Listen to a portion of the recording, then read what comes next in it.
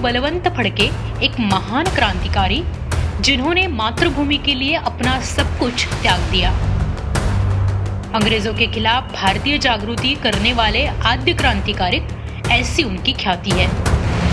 वासुदेव बलवंत फड़के देश के पहले ऐसे क्रांतिकारी थे जिन्होंने देश की पहली स्वाधीनता की लड़ाई में हार के बाद फिर से आजादी की ज्वाला भड़काई थी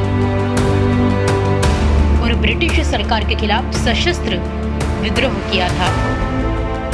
वासुदेव बलवंत फड़के का जन्म 4 नवंबर 1845 को महाराष्ट्र के रायगढ़ जिले के शिरडोने गांव में हुआ था। ब्रिटिश सरकार के खिलाफ सशस्त्र विद्रोह का संगठन करने वाले फड़के भारत के पहले क्रांतिकारी थे। उन्होंने 1857 के प्रथम स्वतंत्रता संग्राम की विफलता के बाद आजादी के महासमर की पहली चिंगारी जलाई थी। उन्होंने जंगल में एक अभ्यास स्थल बनाया जहां ज्योतिबा फुले और लोकमान्य तिलक भी उनके साथी थे। यहाँ लोगों को हथियार चलाने का अभ्यास कराया जाता था। 1871 में उनको सूचना मिली कि उनकी मां की तबीयत खराब है। उन दिनों वो अंग्रेजों के एक कंपनी में काम कर रहे थे। वो अवकाश मांगने गए लेकिन नहीं मिला। अवकाश नहीं मिलने के बाद भी फड़के अपने गांव चले गए, लेकिन तब तक मां की मृत्यु हो चुकी थी। इस घटना ने उनके मन में अंग्रेजों के खिलाफ गुस्सा भर दिया। फड़के ने नौकरी छोड़ दी, अंग्रेजों के खिलाफ क्रांति की तैयारी करने लगे। उन्हें आदिवासियों की सेना संगठित करने की कोशिश शुरू कर दी।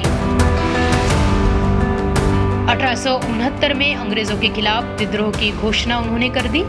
पैसे एकत्रित करने के लिए कई जगहों पर उन्होंने डाके डालने भी शुरू किए। महाराष्ट्र के 7 जिलों में वासुदेव फड़के का प्रभाव फैल चुका था। उनकी गतिविधियों से अंग्रेज अफसर भी डर गए थे। कहा जाता है कि अंग्रेज उनसे थर थर कांपते थे। अंग्रेज सरकार ने वासुदेव फड़के को जिंदा या मुर्दा पकड़ने पर 50,000 रुपए का इनाम घोषित किया। अंग्रेज उनके पीछे पड़ गए थे।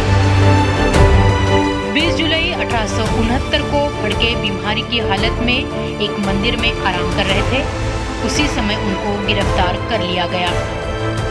उनके खिलाफ राजद्रोह का मुकदमा चलाया गया और काला पानी की सजा देकर अंडमान में भेज दिया गया। 17 फरवरी 1883 को काला पानी की सजा काटते हुए जेल के अंदर ही देश का वीर सपूत शहीद हो गया।